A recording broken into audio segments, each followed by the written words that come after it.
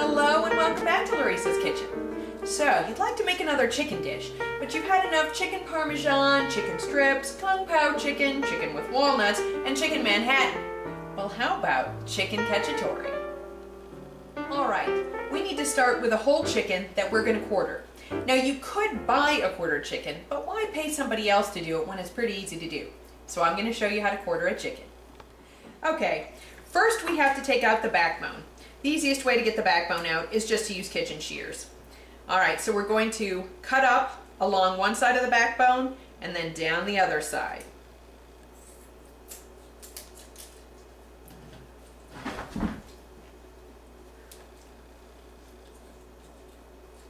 Now this is not easy. You're going to be cutting through ribs and other bones, so you might have to do a few cuts before you can get in here.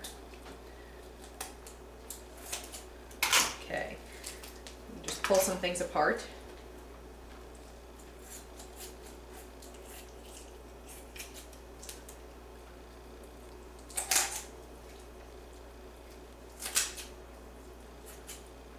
Okay, turn it around, down the other side. Okay, now this is going in my pot for chicken stock, so don't get rid of that.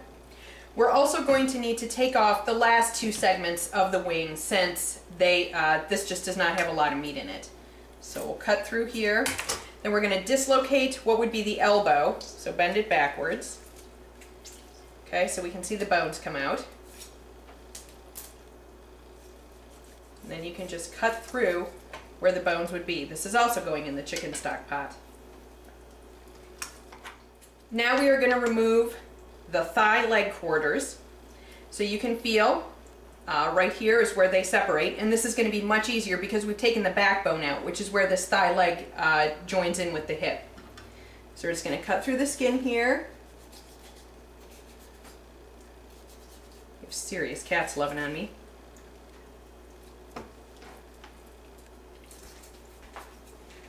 Alright, here's 1/4.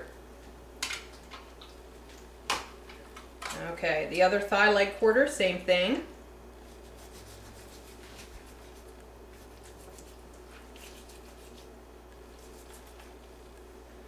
Now this meat in here is really transitional, so it's going to look like both white meat and dark meat.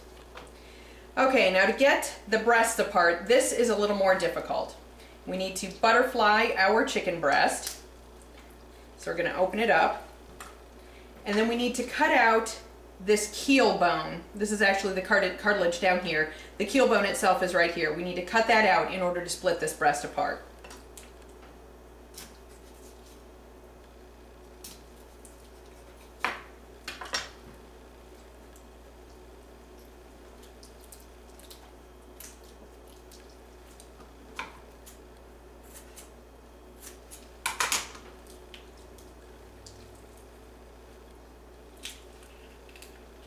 Okay, and then you just can slide your fingers up under the keel bone and in between the meat and just pry it apart.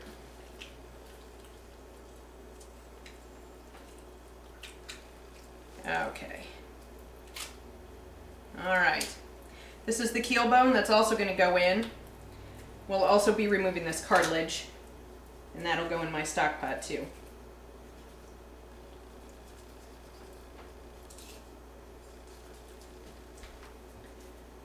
Diesel, honey, this is really not for you. Okay, now the wishbone ends right here. This is the big part, so we're going to have to cut through that with the scissors, with the kitchen shears. Okay, that actually went pretty easily. And then we should just be able to split right down between the two. Oh, there's another bone there. Okay.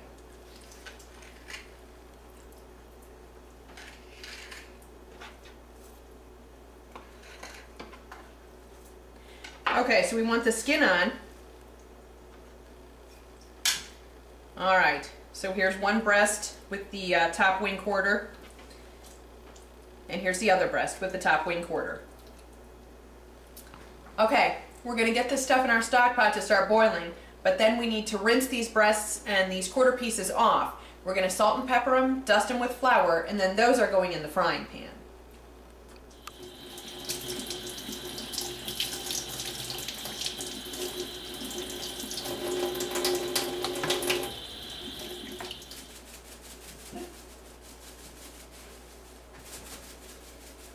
Okay, this is just seasoning salt.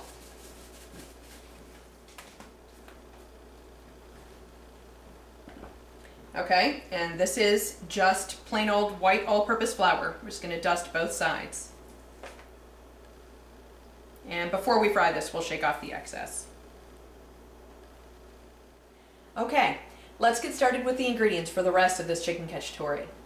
You are going to need 1 large white cooking onion, a couple of sweet bell peppers, 5 or 6 cloves of garlic, about a tablespoon of dried thyme, 2 to 3 bay leaves depending on their size, 28-ounce can of San Marzano tomatoes, 1½ cups of dry white wine, and 2 cups of chicken stock. So let's get started prepping all these vegetables.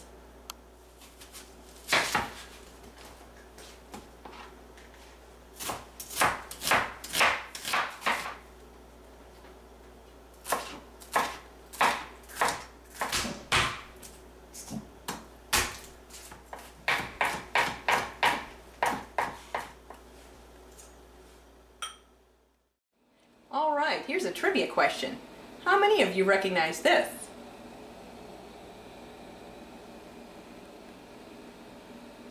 That's right, it's my frying station.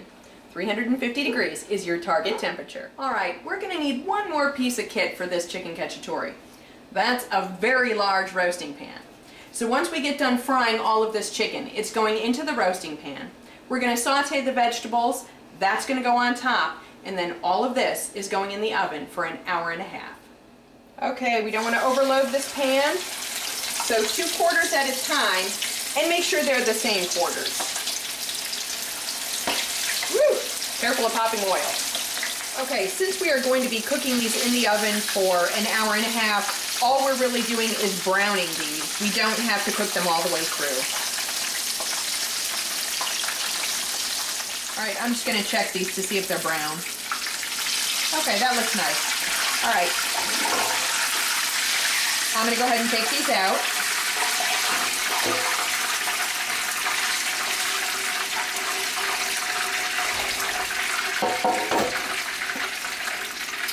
Okay, breasts up next.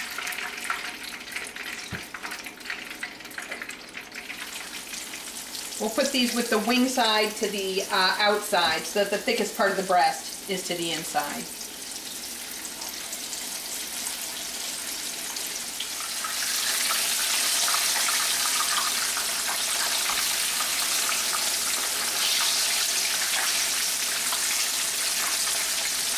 All right, let's give these a check.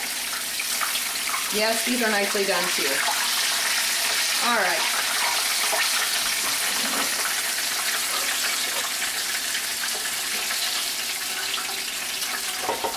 Now, I need to fry these vegetables or prepare these vegetables in this pan, but with all this oil in here, it won't work, so I got to get rid of it. Through the magic of TV editing, it's gone.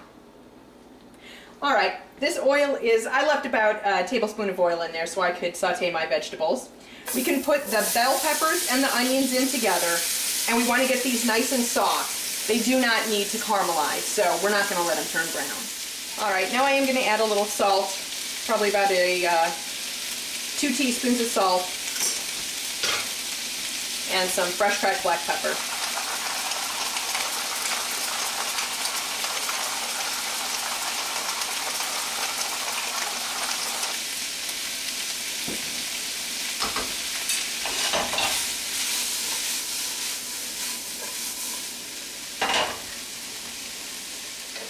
Okay, these are nicely softened. I'm going to go ahead and add my garlic.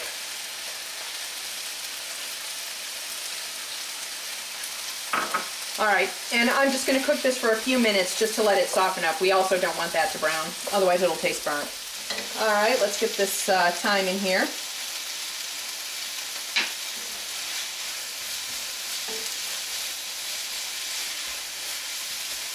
Alright, that smells good. The wine.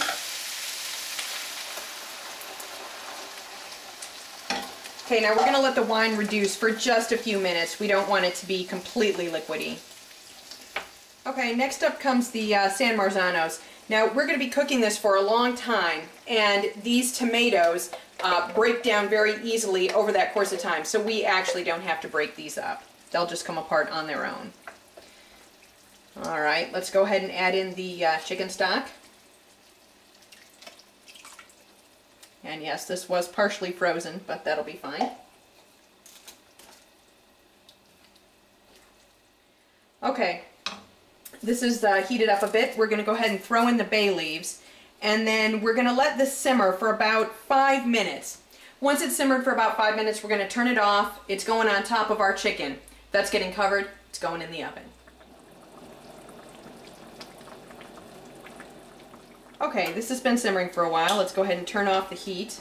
I'm going to just move this off to the side.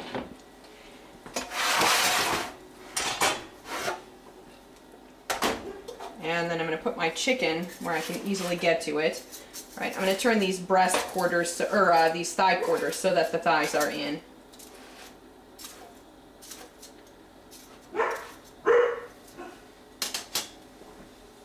Okay, very, very carefully, we're going to get this poured in here on top.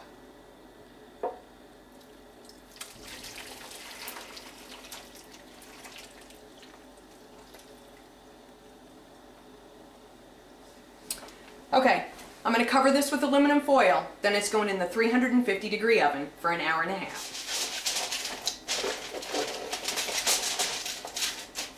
Okay, we want to make sure this is very tightly sealed because this is going to be in this oven for quite some time, so we don't want to let any of these liquids escape, otherwise this could end up being very dry.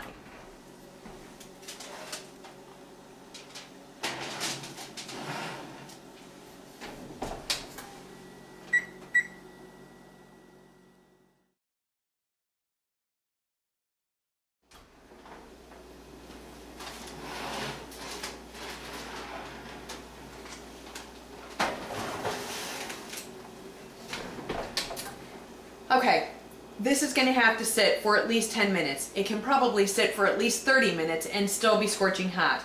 That means it'll give you plenty of time to finish the rest of your side dishes. Okay, be careful of steam burns. Okay, got my special guest taster here, so let's give this chicken a taste. Okay, we can see it is so tender. It's probably scorching hot, isn't it, Bean? Mm-hmm. That is delicious.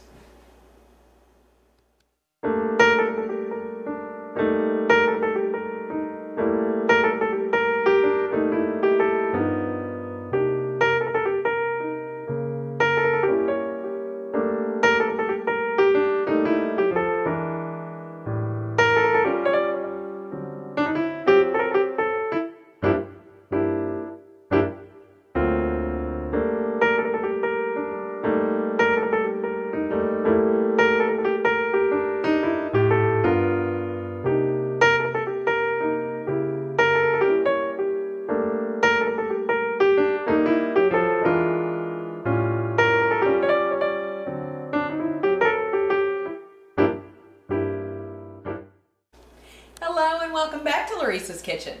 Well, I forgot what I was going to say.